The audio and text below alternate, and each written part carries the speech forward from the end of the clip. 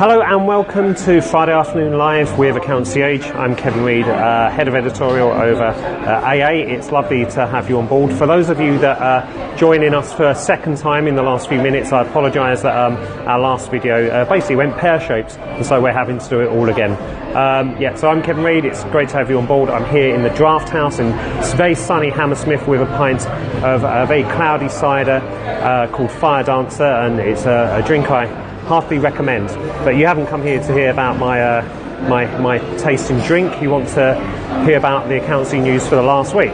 So we'll cover quite a few topics, and we'll just cover them quite briefly. We'll talk about Panama Papers. We'll talk about two separate investigations into Deloitte and KPMG around their audit work. And we'll also discuss my little trip to the ICAEW President's Lunch, where Hilary Lindsay outlined her direction of travel over the next year as the office holder and wearing her badge of office for the first time this Wednesday. Okay, so Panama Papers. Accountancy Age's intrepid reporter Fraser Simpson made a trip to Strasbourg this week to hear some announcements around tax avoidance and tax evasion strategy being driven by the EU. And basically they've announced that there's going to be a 12-month-long investigation into the alleged tax evasion and avoidance that has been shown up through the Panama Papers. And I think really the whole point of that is that how have these journalists found out all this information, and how has this all been going on under our noses? Obviously a lot of stuff is alleged, but I think it's fair to say that a 12-month-long investigation involving dozens of EC staff and EU staff shows that where without smoke, there's no fire. What's interesting is obviously ACCA's head of tax, Chazroy Chowdhury, has pointed out that the EU is actually great at creating committees and saying that it seems well versed and an expert in doing so, but they don't necessarily have as much tax expertise themselves. And so Chaz would like more tax experts involved in the process. If I was being really flippant and facetious, I might argue that there are some tax experts out there that have obviously gone down the route of helping to facilitate funds, disappearing offshore into Panama. But sometimes you need poachers turn gamekeepers, so I'm sure there are some tax experts out there who could provide a lot of information as to how funds are being circumvented through the usual routes and being taxed in the appropriate manner. Okay, so we can put that to one side. We also have had from the FRC 2 investigations into audit work around KPMG and Deloitte. KPMG were involved in the audits of Ted Baker, and there isn't any real question as to Ted Baker itself and its own staff, but there are some issues around the provision by KPMG of non-audit services to Ted Baker while being its auditor. Now, it's not really a great time for KPMG on the old audit front. The FRC just a few weeks ago found that a couple of its audits do require significant improvements in their annual check of their audit work. So KPMG having a bit of a rough old time there. As far as Deloitte is concerned, there's going to be an FRC investigation to its audits around its time serving and looking at the financial statements of Serco. And obviously Serco has been going through an SFO inquiry into alleged overcharging of the UK government around the electronic monitoring of criminals. So that's obviously going to be a really interesting process, and obviously how that then relates to the work that Deloitte did as auditor, I think that's going to be a really, really fascinating process. And again, we'll attempt to draw a line as to kind of what responsibilities Deloitte had in terms of looking into the financial statements of Serco, but obviously the SFO inquiry is around actual working practices.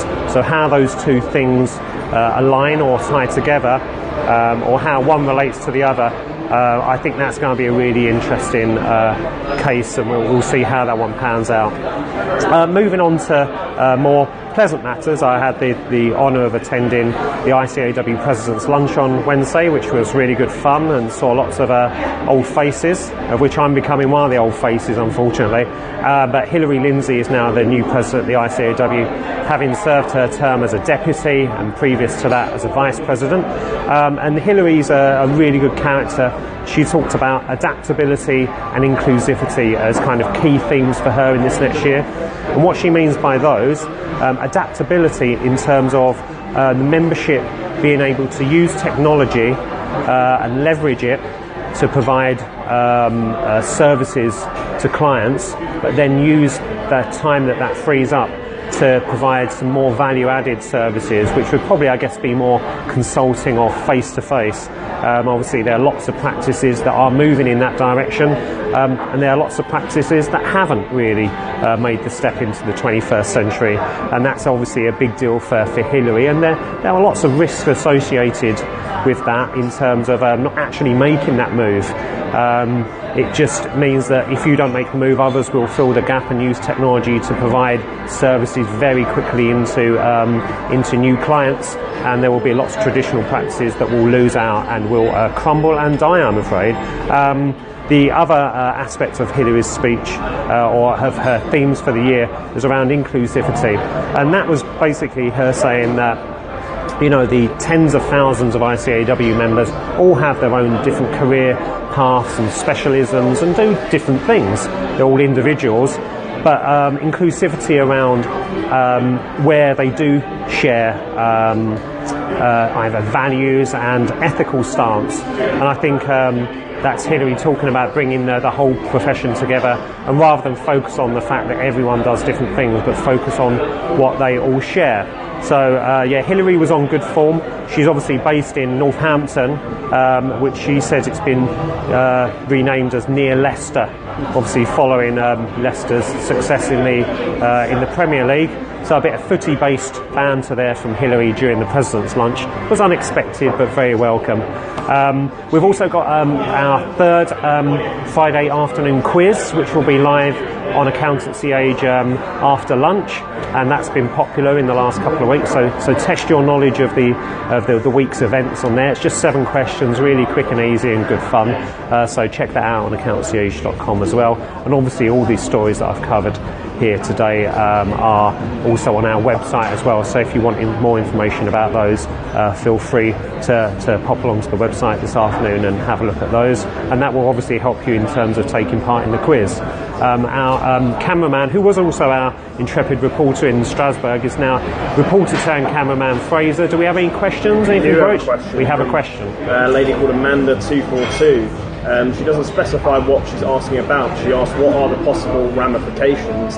I think it was just after you finished talking about KPMG with Ted Baker and the Deloitte audit with Serco, so maybe touch on both of those and the ramifications. Well, I mean, I think as part of the running audits will always have a risk that some will get questioned. We're at a stage where they're just being investigated, so there aren't formal tribunal processes that are in place at the moment. So an upshot of the investigation will either be that there's no need for a tribunal. Obviously, if there's something prima facie that they feel needs to be taken a step further, then you'd be looking at a tribunal process. I'm not sure whether anything around either of those two processes or those two issues are kind of mega problems, but obviously with Serco's very political and is in the public eye, and so obviously I'm sure Deloitte won't want that process moving any further forward. But it is an interesting situation because, you know, it's again that line between how much does Deloitte understand the working practices of Serco, and how much should that relate into their audit work. And I think that's, as a journalist anyway, and I'm sure as a member of the profession, is what I guess is most interesting to me around that particular situation. But beyond that, you know, who knows? I mean, we're not even at tribunal stage yet, so that's for the FRC and their investigatory arm to go through that process. So that's where we are on that. If there's nothing else, Okay, lovely. Have a lovely Friday afternoon. Don't do too much this afternoon. That's my advice to you. Get yourself out, have a pint, and we shall see you on the other side for next week's Friday Afternoon Live. Cheers.